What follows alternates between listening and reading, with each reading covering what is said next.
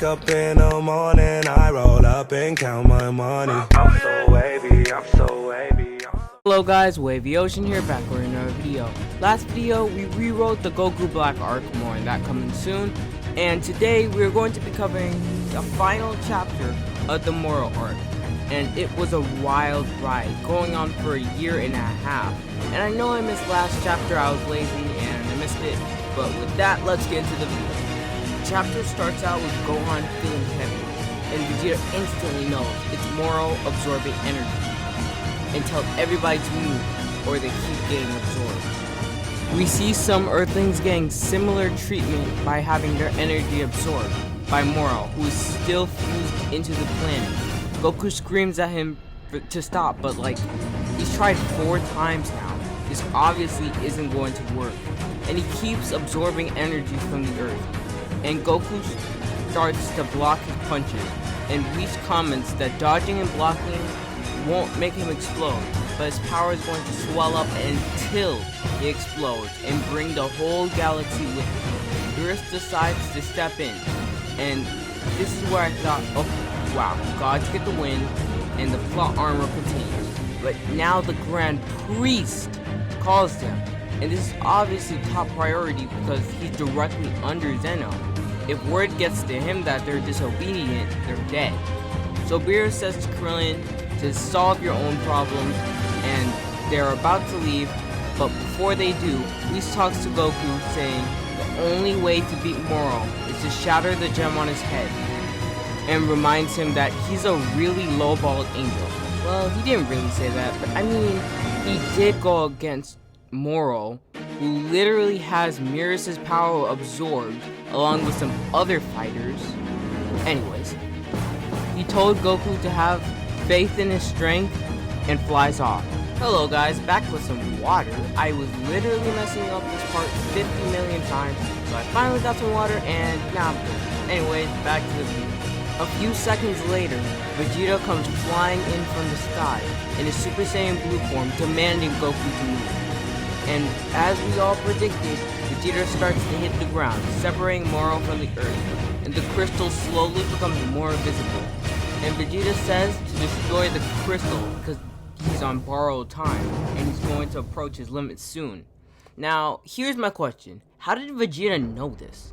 He was flying on the way there when this conversation happens, and I'd say Vegeta was about here when Whis told Goku. So how did he know?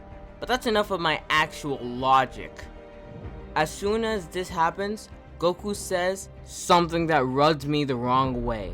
Everything is riding off this fist of mine. My problem with this is that it's so overused. It's basically the stereotypical hero thing, and Goku isn't that. If he had said something less cheesy, like everybody's counting on me, or something like that, it wouldn't be anything wrong, but the wording for this just didn't sit right with me for some reason. Goku rushes at Moro, and we get this awesome sequence of panels where he's rushing to finish him. And at the end of his many hands he sprouted from the earth, Goku gets stuck, and Moro starts draining his energy. Vegeta curses because he knows Goku is his only chance, and he's at his limit. Moro's draining faster than he can extract. Basically, it's a back and forth between the two. That's really interesting because if Moro wasn't flat out said to be faster, it would be like a test of endurance and speed with their respective techniques of draining. But anyways, Goku says his god power isn't enough, and this rings a bell in Jocko, and he flies off. Goku powers down due to his energy getting absorbed, and Piccolo and the others come to Vegeta. Piccolo asks if he can siphon energy and give it all to Goku. Also, notice how this is one of the very few times Piccolo and Vegeta have actually gone to a decent conversation since a while ago. If you know any times they have actually talked, just put it in the comment section. Anyways, Vegeta asks for them to give him their ki, and he also gets ki from the Lookout and even Goten and Trunks. Once it's big enough, they throw it at Goku. This is the end of the Moro arc, and Goku is just in Super Saiyan Blue. The power wasn't enough to push him to Ultra Instinct. He stays where he is. Meanwhile, Jocko is looking for Majin Buu in a panic. Bulma says he's sleeping. Meanwhile, on the battlefield, Moro is crushing Goku, and the rest of the Z fighters try to come up with a plan, but everything is at rule. All hope is lost. Suddenly, there's a huge ball of energy that appears behind everybody. Even Goku notices it, and we go to the source of the energy, which is none other than the reincarnation of Majin Buu, Oob.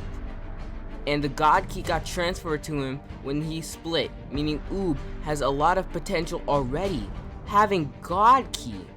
I would be interested in seeing how they are going to handle him, because this isn't just a cameo in the Tournament of Power arc. They have to put in more of Majin Oob.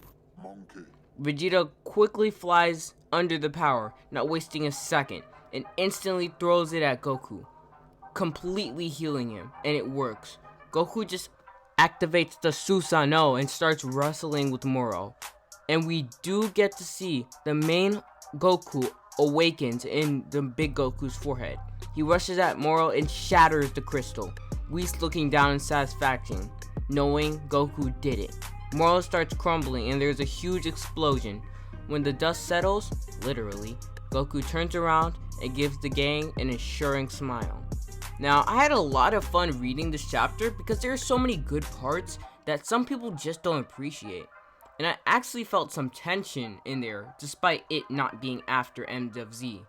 Now, I feel like the next arc is going to be focused on Oob because, like I said, how could they not? It's confirmed he has God Ki. There's no way they make Oob save the world and not develop him more out of this. But with that, I'm going to end the video off here. I'm going to be covering the second chapter of Phantom this week, so I had some other video ideas concerning the Dragon Ball Super manga and possibly even the Naruto manga got released at the same day as the Dragon Ball one. But with that, I am Naruto Brony and peace.